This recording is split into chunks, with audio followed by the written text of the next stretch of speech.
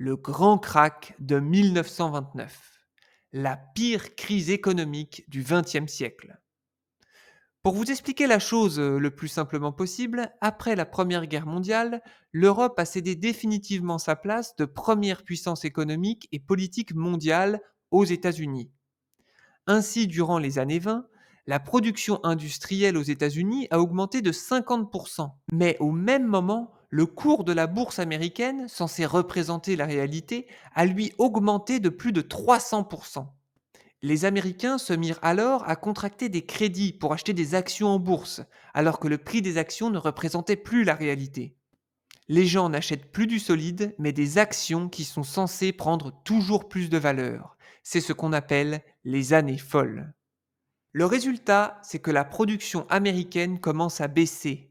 Et comme vous pouvez le voir sur ce dessin, la bulle du marché des actions, qui repose sur le lit de pointe inséré de la réalité économique, va finir par exploser, provoquant une panique générale où tout le monde retire son argent au même moment. C'est le krach de 29.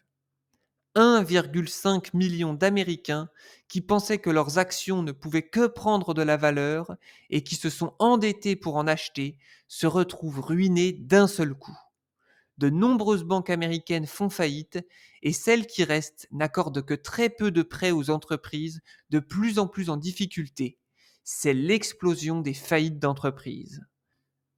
Et moins d'entreprises, ça provoque plus de chômeurs, ça provoque moins d'acheteurs, et moins d'acheteurs provoque la faillite des entreprises. C'est le cercle vicieux de la récession.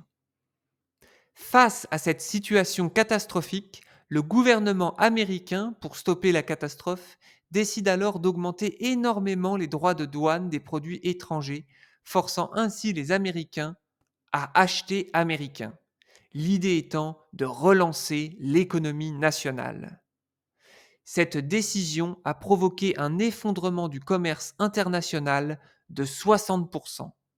L'impact de cette nouvelle crise sur l'économie allemande va être énorme, avec un effondrement de ses exportations, provoquant la faillite des banques allemandes qui ne peuvent plus faire de prêts aux entreprises allemandes, et c'est le même cercle vicieux qui s'engage.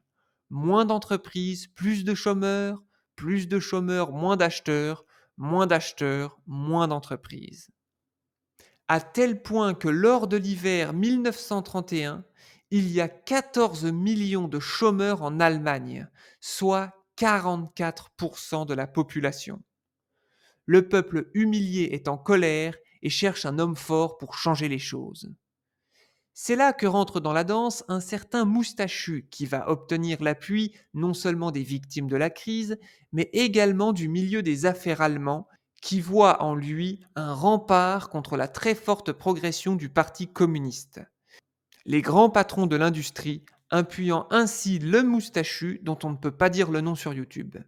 C'est ainsi que son parti parvient à rassembler tous les mécontents de la République allemande d'après-guerre et que le 30 janvier 1933, il devient chancelier.